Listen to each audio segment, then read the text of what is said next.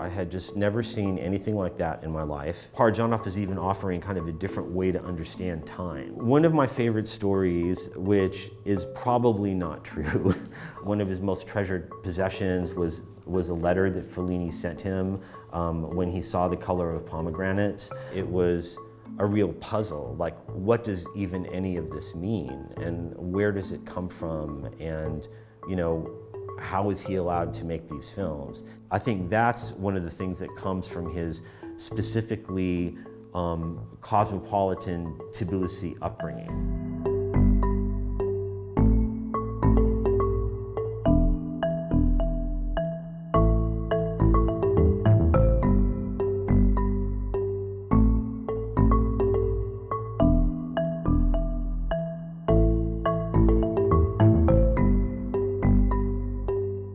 I first saw Parajanov's films when I was in college. It was in an introductory film class, and the professor showed a clip or a couple of clips from Shadows of Forgotten Ancestors. And I was completely bowled over. I had just never seen anything like that in my life.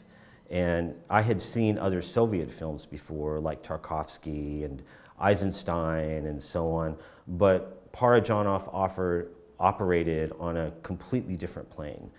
And the camera movement was just incredible. And then shortly after that, I started reading more about his work, and I saw The Color of Pomegranates. And it was a very different film because, of course, it was all static tableaus, like paintings with pantomime and so on. But I was even more enraptured by that film, just because it had this incredible precision and expressiveness to its poetics.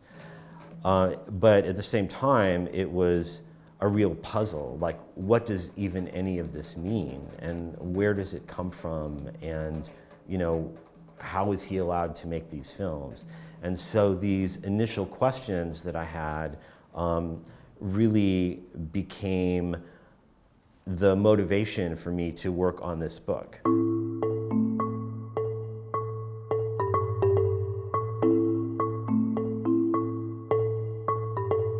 That's an interesting question because I think most people that approach Parajanov's films know more about his filmmaking and less about his art, simply because his art, the largest collection of his art, of course, is in Armenia at the Parajanov Museum.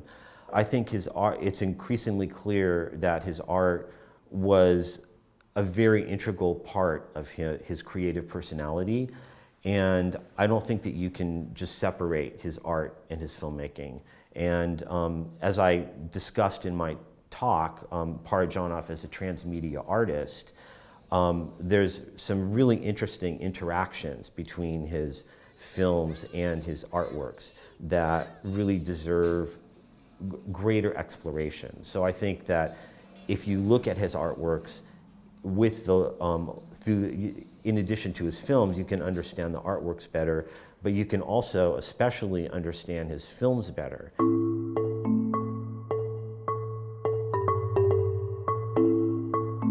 The period in prison was very important for the development of his plastic arts, precisely because he wasn't able to make films.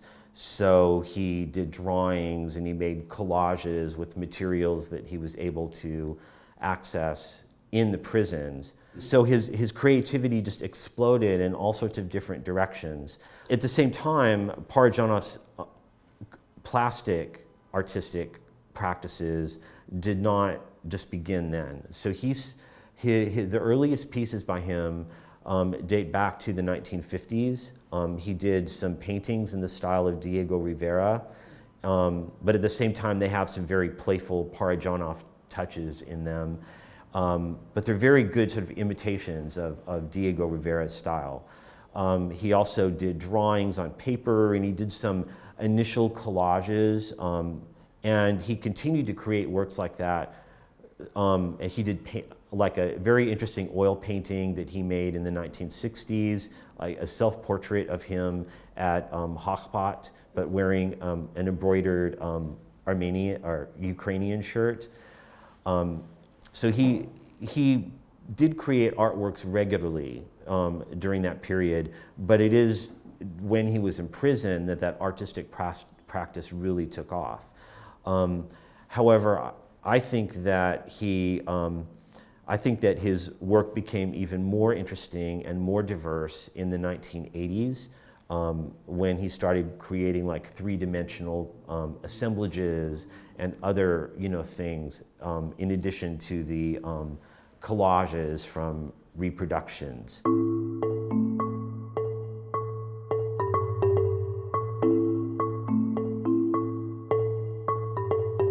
Oh, that's a very complex question. I think he was kind of a contradictory individual, or at least different people had different perspectives of him based on when they saw him and under what context. On the one hand, he was very, he could be very ebullient and very creative, and as you mentioned, he would stage these elaborate happenings. I've also heard people say that they think that he may have been bipolar because he would go through periods like this where he was very energetic and very ebullient and creative, and then he would disappear for long periods of time. And this is something that I have not been able to confirm, but I have heard it from other people. And other people also spoke about like this great underlying sadness in his life, and sometimes that comes through as well. So, I don't really have the answer to that yet, and I'm not sure, if we can ultimately come to an answer, but I suspect that it might be a combination of all three.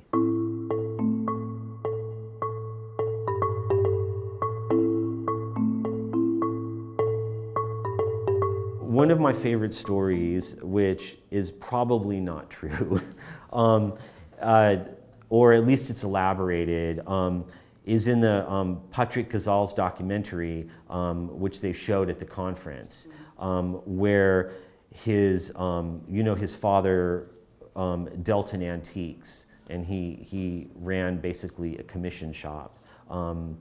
Although he was also accused of running a bordello too, apparently. So there's an interesting story there. Anyway, the story was that when the KGB came to the house, his mother made him swallow the jewels in order to hide them.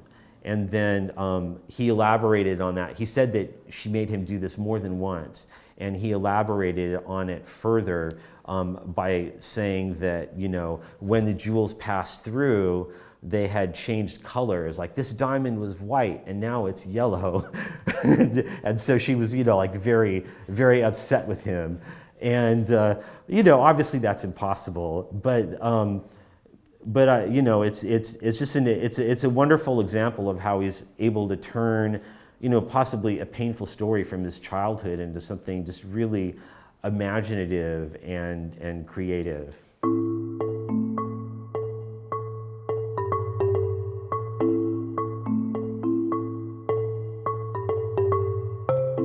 Of course, another layer to his identity is Russian, actually, because he was educated in a Russian school, and that's the language that he used most of the time. It's definitely the language that he wrote in. But I think, he was also very interested in European culture. He loved Italian cinema, and he felt a deep affinity for it, especially Pasolini, but also Fellini. One of his most treasured possessions was a letter that Fellini sent him when he saw The Color of Pomegranates. And he also really admired Yves Saint Laurent and other, so he also liked French fashion and so on. So I think you're absolutely right that he was cosmopolitan.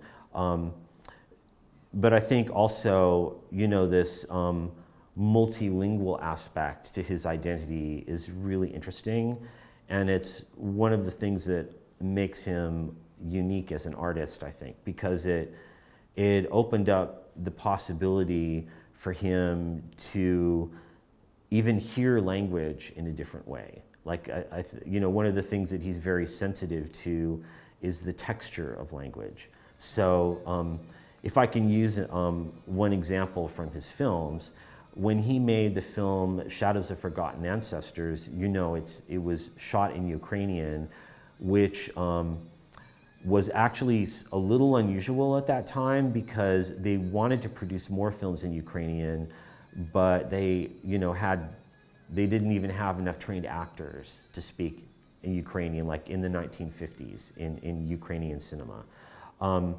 So Parajanov, when the film was supposed to be distributed in the Soviet Union, he absolutely insisted that it not be dubbed into Russian, which was very common at that time. But he really fought that point because he wanted the authentic texture of language to be preserved.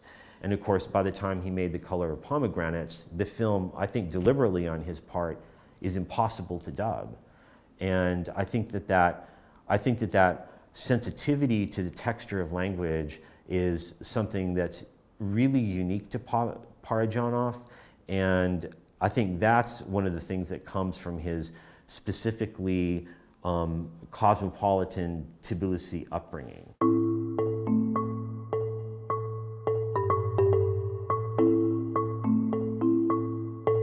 I haven't even thought about that, but believe it or not, yeah. I mean, because when I became interested in his work, it was right towards the end of his life. He passed away, and that was just I understand. It was an opportunity that had passed, and I mean, of course, it would have been really fascinating to meet with him. But I don't even know, like, would he just think that I was an annoying person? And because sometimes he really liked people and other times he didn't. I actually kind of like being sort of a historian that's like gathering little bits here and there and putting some of these pieces together.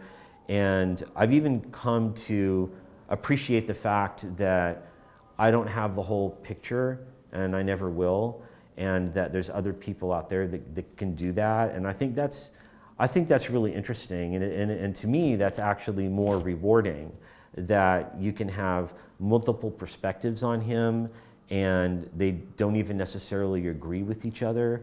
And every once in a while I come across some incredible story that somebody tells me that I haven't heard before. And to me, that's actually what I find most rewarding, besides continually revisiting his films and his artworks.